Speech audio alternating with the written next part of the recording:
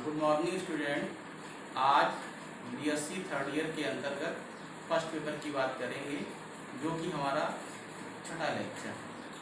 इससे पहले 5 लेक्चर बता चुका हूँ, तो उसी सीरीज में सिलेबस वाइज चैप्टर को कंटिन्यू किया है, इससे कि एक सीक्वेंस बना है। ठीक है, इसी में हमारी क्रम में हमारी हेडिंग है टाइम डिलेशन। क्या है? Time deletion. हिंदी में कहते हैं समय वृद्धि। समय वृद्धि की बात करते हैं। समय वृद्धि होती क्या है? हमने यहाँ पे पहले ही बताया है कि जो हम यहाँ बात कर रहे हैं वो बात कर रहे हैं इसका थ्योरी ऑफ रिलेटिविटी। इसके अंतर्गत हमने लॉरेंट ट्रांसफॉर्मेशन इक्वेशन के बारे में बताया था, जो कि उस पर आधारित थी। उसी के अंतर्गत या उसी से संबंधित एक एप्लीकेशन है टाइम डिलेशन, जिसमें कि लॉरेंट ट्रांसफॉर्मेशन का उपयोग करेंगे। ठीक है, क्या करेंगे? उपयोग करेंगे। तो यहाँ पे हेडिंग हमारी है टाइम डिलेशन, इसको कहते हैं समय वृद्धि। समय वृद्धि की बात आती है, हमने पहले बताया कि जब भी हम रिलेटिविटी की बात करेंगे तो क्या करेंगे? 2 फ्रेम लेंगे, इनर्शियल फ्रेम, और 2 फ्रेम जो लेंगे, एक फ्रेम हमारा कैसा है? रुका हुआ फ्रेम है, रुकी अवस्था में है, और दूसरा फ्रेम हमारा कैसा है? गतिशील अवस्था में है। यानी गतिशील अवस्था में, यानी v वेग कांस्टेंट वेग से गतिशील हो रहा है। देखिए यहाँ पर रिलेटिव मोशन से टाइम इंटरवल भी प्रभावित होता है। देखिए यहाँ पे बात आ गई कि रिलेटिव मोशन से। अब देखिए दोनों फ्रेम हमारे कैसे हैं? एक रुका हुआ फ्रेम है, एक हमारा गतिशील फ्रेम है। दोनों का मोशन कैसा हो गया? रिलेटिव मोशन हो गया, यानी कि एक दूसरे के सापेक्ष। सापेक्ष जब होगा तो टाइम इंटरवल जो हमारा है, जो समय का अंतराल है, वो क्या होगा? प्रभावित होगा। किसी में समय ज्यादा होगा, किसी में समय कम होगा, यानी एक समान समय नहीं हो सकता। ठीक है, जो समय एक समान नहीं होगा तो क्या हो जाएगा? वही हमारा क्या हो जाएगा? यहाँ पर टाइम डिलेशन हो गया। एक घड़ी जो कि किसी प्रेक्षक के सापेक्ष v वेग से गति कर रही है, एक घड़ी जो कि किसी प्रेक्षक के सापेक्ष v वेग से गति कर रही है, प्रेक्षक को गुणक 1/√1 - v² से सुस्त प्रतीत होती है। सुस्त मतलब क्या है? इसकी स्पीड कम हो। अब यहाँ पर देखिए बात आ रही है, जो घड़ी है अगर गतिशील फ्रेम पर है, गतिशील फ्रेम पर है, तो जो रुका हुआ फ्रेम है, उस रुके हुए फ्रेम पर वो घड़ी जो है 1/√v²/c² क्या होगी? सुस्त प्रतीत होगी। जबकि यस डैश फ्रेम पर क्या होगी? वो उतनी ही स्पीड में अधिक तेजी से चलेगी, यानी कि उसके समय में वृद्धि हो जाएगी। ठीक है, हमें क्या करना है? हमें इसी की क्या करना है? इसके बाद उसको निकालना है, इसकी गणना करनी है। ठीक है, देखिए यहाँ पर माना कि एक घड़ी गतिशील फ्रेम यस डैश में यक्स डैश स्थिति में है। क्या किया? देखिए यहाँ पर हमने क्या किया? एक घड़ी को लिया, और घड़ी कहाँ पे है? किस फ्रेम पर है? जो कि कांस्टेंट वेग से गति कर रहा है, यानी कि कांस्टेंट मतलब कि एक समान वेग से गति कर रहा है, उस फ्रेम पर स्थित है। और उसकी स्थिति क्या है? यक्स डैश, यानी यक्स डैश स्थिति में वो घड़ी रखी हुई है। यक्स डैश में स्थित एक प्रेक्षक को घड़ी की 2 टिकें t1 डैश व t2 डैश समयों पर सुनाई देती हैं। अब देखिए, जो हमारा यक्स डैश फ्रेम था, जो कांस्टेंट वेग से चल रहा था, उस फ्रेम में एक प्रेक्षक, प्रेक्षक का ऑब्जर्वर, जो उस चीज को देख रहा है या वॉच कर रहा है, ऑब्जर्व कर रहा है, प्रेक्षक को घड़ी की 2 टिकें t1 डैश व t2 डैश समयों पर सुनाई देती है। देखिए यहाँ पर जो प्रेक्षक है वो घड़ी को सुन रहा है, उसको क्या है? समय अंतराल क्या है? एक तो t1 डैश है, दूसरा t2 डैश, यानी कि पहला जो आवाज है वो t1 डैश की, दूसरी, यानी 2 टिक टिक की आवाज, घड़ी चलती है, क्या आवाज? टिक टिक की आवाज आती है। तो पहले में t1 डैश, दूसरे में t2 डैश पर सुनाई देती है। तब यस डैश द्वारा प्रेक्षित 2 टिकों के बीच समय अंतराल। अब देखिए, जब घड़ी की आवाज जो करती है टिक फिर टिक, क्योंकि सेकंड की घड़ी जो होती है वो आवाज करती है, तो यहाँ पर क्या हुआ? दोनों का समय अंतराल डेल्टा t0, यानी कि दोनों का समय अंतराल क्या हुआ? जो अंतिम समय होगा और प्रारंभिक समय, दोनों के समय का अंतर, यानी कि t2 dash minus t1 dash. ये डेल्टा t0 हमारा है क्या? ये वो समय अंतराल है जो यस डैश फ्रेम पर लिया गया है। इस पे लिया गया है एस डैश फ्रेम पर लिया गया है और जिस पर घड़ी स्थित है।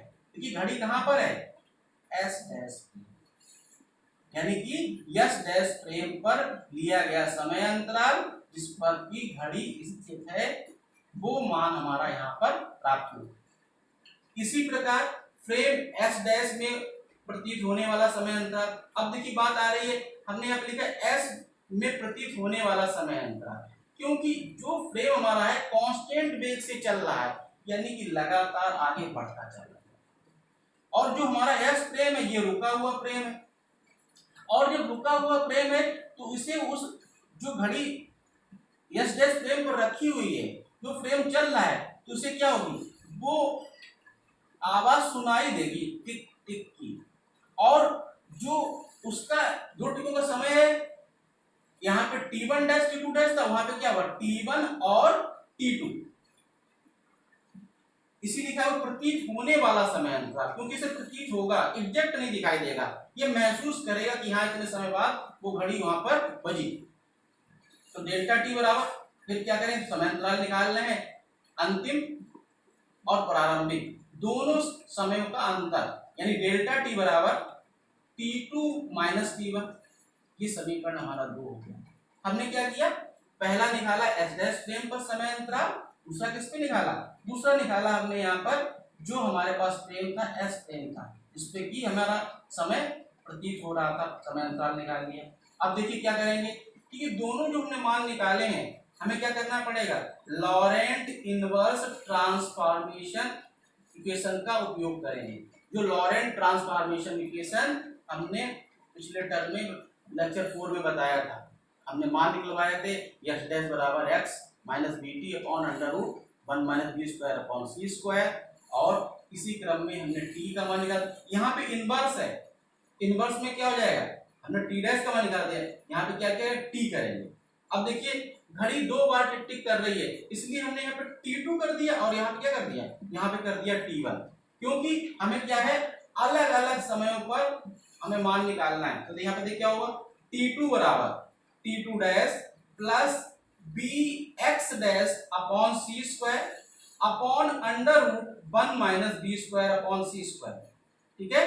तो यहाँ पर क्या हुआ, इनवर्स था इसलिए पॉजिटिव हो गया और डैश कर दिया, यहाँ पर क्या हो गया T2 dash plus b x dash upon c square upon under root 1 minus b square upon c square. इसी प्रकार जैसे T2 निकाला है ऐसे T1 निकालना है, T1 dash plus b x dash upon c square upon under root 1 minus b square upon c square. हमने क्या किया, लॉरेंट इनवर्स ट्रांसफॉर्मेशन का उपयोग किया, और उपयोग करने के पश्चात हमने T2 और T1 का मान यहाँ पर हमने रख दिया इसका उपयोग करके। अब देखिए इस मान को हमने क्या किया, यहाँ पर जो हमारे पास समीकरण नंबर 2 था, उस समीकरण नंबर 2 में हमने T2 और T1 का मान रख दिया। देखिए जब हमने यहाँ पे मान रखा है तो यहाँ पर जो मान रखेंगे T2 और T1 जब रखेंगे, क्योंकि दोनों में हमारा डिनोमिनेटर समान है, यानी हर समान है, तो हमने इसको तो नीचे लिख दिया वैसे, क्योंकि दोनों के लिए कॉमन हो गया। इसके अलावा देखिए जो ऊपर का पद था वो हमारा क्या होगा, T2 dash minus T1 dash, ये तो हमारा यहाँ आ गया। इसके अलावा देखिए B x dash upon c square, ये पॉजिटिव है, बीच में निगेटिव है तो ये निगेटिव, यानी ये दोनों आपस में क्या हो जाएंगे, कैंसिल हो जाएंगे, कट जाएंगे, और जब कट जाएंगे तो हमारा जो मान आएगा वो आएगा T2 dash minus T1 dash upon under root 1 minus b square upon c square. यहाँ हमारा b x square upon c square क्या होगा, कैंसिल हो गया। अब देखिए जो T2 dash minus T1 dash था, ये ध्यान हो, समीकरण नंबर 1 में दिया हुआ ऊपर, समीकरण 1 में क्या दिया हुआ, ये दिया हुआ है कि ये डेल्टा T0 के बराबर है, क्या है, डेल्टा T0 के बराबर है, और delta T0 upon under root 1 minus b square upon c square होगा। देखिए यहाँ पर ये हमारा क्या हुआ, समीकरण नंबर 3 बन गया। क्या हुआ, समीकरण नंबर 3 बन गया। इस समीकरण से स्पष्ट है कि S में स्थित प्रेक्षक को समय अंतराल गुणक 1 upon under root 1 minus b square upon c square से बढ़ा हुआ प्रतीत होगा। क्या है, S डैश फ्रेम में स्थित प्रेक्षक को क्या होगा, इसको जो है समय जो है बढ़ा हुआ प्रतीत हुआ, यानी कि इसको ये लगेगा कि समय जो है वो हमारा समय में वृद्धि हुई है। दूसरे शब्दों में एक स्थिर प्रेक्षक को गतिमान घड़ी सुस्त प्रतीत होगी, इसे ये टाइम डिलीशन कहते हैं। देखिए यहाँ पर जो हमने मान यहाँ पर निकाला है इसके हिसाब से जो 1/, क्योंकि डेल्टा टी बराबर डेल्टा टी जीरो अगर हो जाता तो क्या होता, यहाँ पर क्या होता है, दोनों समय अंतराल बराबर हो जाते हैं, लेकिन इस समय अंतराल में 1/√1 minus b square upon c square जो हमारा आ रहा है, ये कैसा आ रहा है, ये हमारा जो है यहाँ पर इसमें जो है बढ़ा हुआ प्रतीत हो रहा है, इसे टाइम डिलीशन कहते हैं। इसी में कंडीशन अगर और लगा देते हैं, क्या कंडीशन लगाते हैं, देखिए अगर हम b बराबर c कर दें, क्या कर दें, यदि b बराबर c कर दें तो क्या हो जाएगा, यहाँ पर bc, यहाँ पर क्या हो जाएगा c स्क्वायर कैंसिल हो जाएगा, यानी 1 बचेगा, 1 माइनस 1 0, यानी कि समथिंग अपॉन 0, किसी के अपॉन 0 होता है तो उसका मान होता है इनफाइनाइट, यानी कि delta T 0 upon 0 equal to infinite, ये डेल्टा टी का मान इनफाइनाइट हो जाएगा।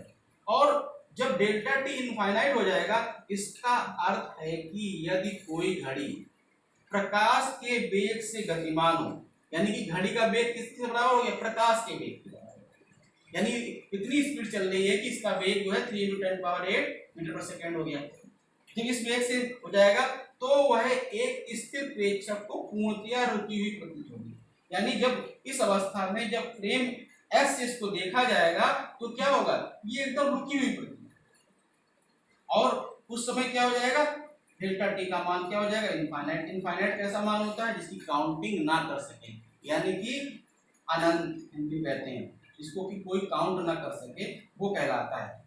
इसी में जो प्रॉपर टाइम इंटरवल होता है, प्रॉपर टाइम इंटरवल क्या होता है, एक ऐसा समय अंतराल होता है जो एस डैश फ्रेम पर लिया जाता है, और एस डैश फ्रेम पर लिया जाता है इसीलिए जो डेल्टा टी 0 है ये प्रॉपर टाइम इंटरवल कहलाता है, ठीक है।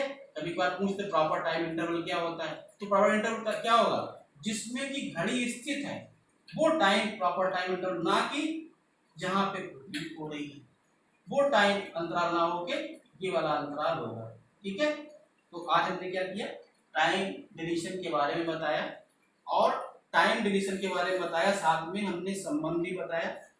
आज इतने रखते हैं और आज के बाद अगले सीरीज में कंटिन्यू करते हैं। आज के लिए इतना ही, धन्यवाद।